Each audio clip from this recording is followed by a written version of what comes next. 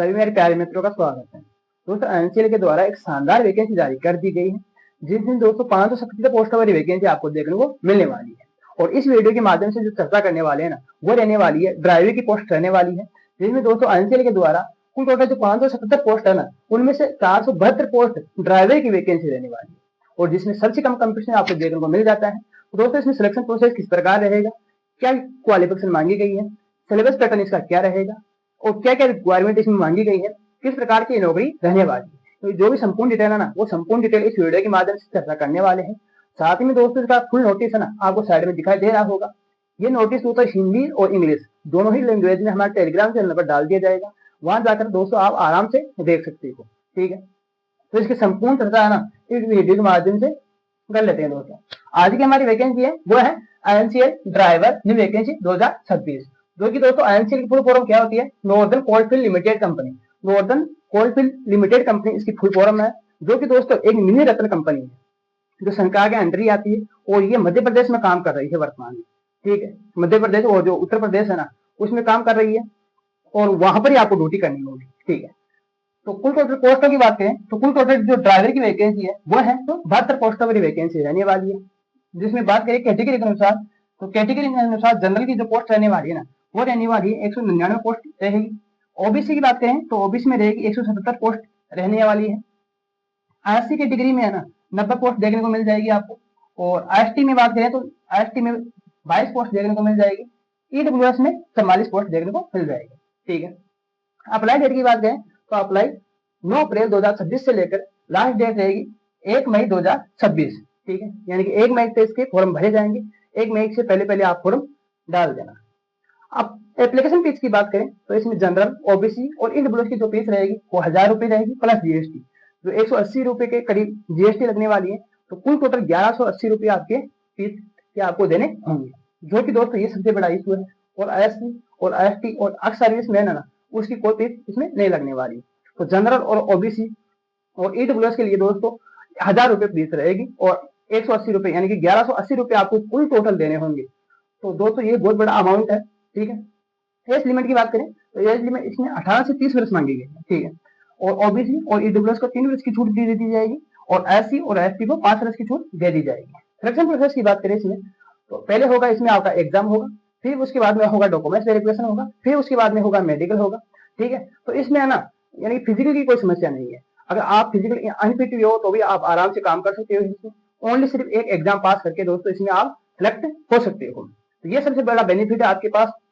और इसके बाद में जो सैलरी की बात करें ना, सैलरी तो इसमें पर डे के हिसाब से आपको 1502 रुपए मिलने वाले हैं, ठीक है। पर डे के हिसाब से आपको सैलरी मिलने वाली है, और 3 साल तक आप रेगुलर बेस पर काम करोगे ट्रेनिंग के तौर पर। और 3 साल के बाद में दोस्तों कंपनी यानी कि जो रिक्वायरमेंट, यानी कि आप अच्छे काम करोगे तो रिक्वायरमेंट के हिसाब से आपको रख लेगी आगे, या फिर आपको फ्री कर देगी। ये 3 साल तक रेगुलर रहोगे आप, और उसके बाद में आप कंपनी के तहत भर्ती किए जाओगे, ठीक है। क्वालिफिकेशन की बात करें तो क्वालिफिकेशन इसमें सिंपल 10वीं पास मांगा गया है, साथ में आईएफएम भी लाइसेंस मांगा गया है। और आपका लाइसेंस है ना दोस्तों, जो लास्ट डेट है फॉर्म की, यानी कि 1 मई 2026 से पहले पहले का बना हुआ होना चाहिए।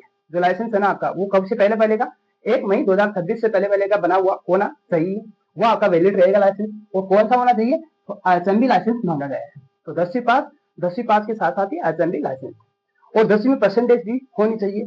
यानी कि जो जनरल कैटेगरी है उसमें 55% मांगे गई है, और जो ओबीसी कैटेगरी है उसमें 50% मांगी गई है, और जो एससी और एसटी है उसमें 45% मांगी गई है। ये आपकी प्रतिशत होनी चाहिए, तभी आप इसमें फॉर्म भर सकते हैं। क्वालिफिकेशन में क्या मांगा गया है, 10वीं पास, जो जनरल में 55% 10वीं होनी चाहिए, और ओबीसी में 50%, और एससी और एसटी में 43% होनी चाहिए। साथ में आपका आईएचएमबी लाइसेंस होना चाहिए, यानी कि हेवी मोटर व्हीकल लाइसेंस, ठीक है, जो कब का होना चाहिए, फॉर्म की लास्ट डेट से पहले का बना हुआ होना चाहिए। तो ये क्वालिफिकेशन मांगी गई है। इसकी बात करें, इसके बाद में बात करें हम, यानी कि सिलेक्शन प्रोसेस में दोस्तों जो रिटन एग्जाम होना का, उसमें सिलेबस पैटर्न क्या रहेगा। तो सिलेबस पैटर्न की बात कर लेते हैं।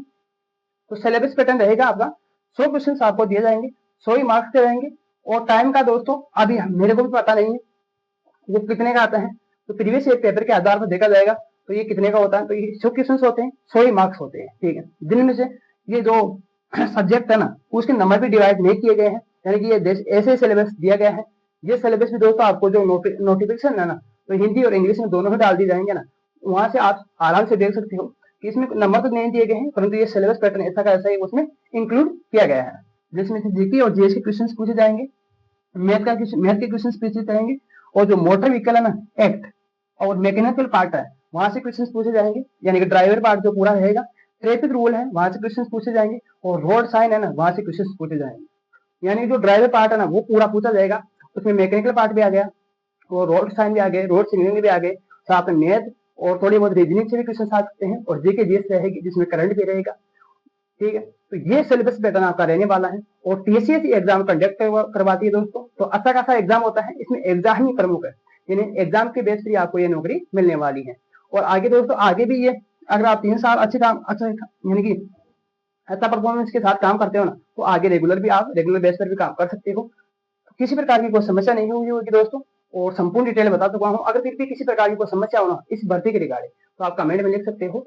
जय हिंद, जय भारत।